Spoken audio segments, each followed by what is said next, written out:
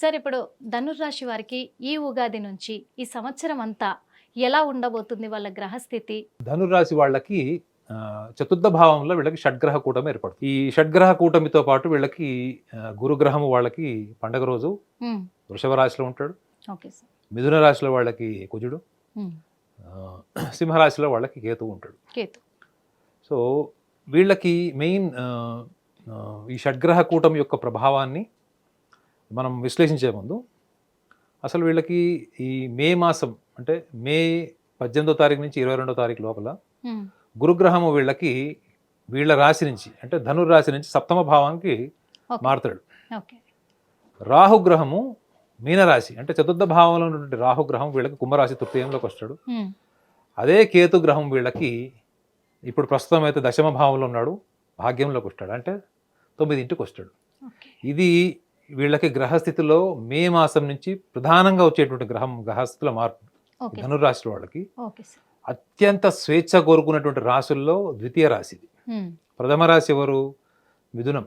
మనం ఆల్రెడీ మాట్లాడిన దాని గురించి. అవును.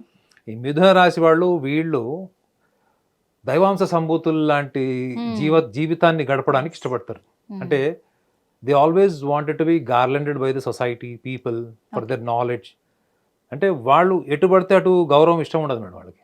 వాళ్ళు చేసిన కష్టానికి, వాళ్ళ సామర్థ్యానికి, వాళ్ళ తెలివితేటలకి, మేధస్సుకి మాత్రమే గౌరవం రావాలని కోరుకునేటువంటి నిజాయితీ ఉంటుంది వీళ్ళకి. ఏ ఫీల్డ్లో ఉన్నా కానీ they always wants people to look at them అంటే ఇట్లా వాళ్ళని గౌరవంగా ఉన్నతంగా చూడాలనేటువంటి భావము వీళ్ళకి అంతర్లీనంగా పుట్టుకతో ఉంటుంది. పుట్టుకతో. ఇప్పుడు ఈ చతుర్థ భావంలో ఉండగానే విద్యాస్థానము ఇవన్నీ వస్తాయి.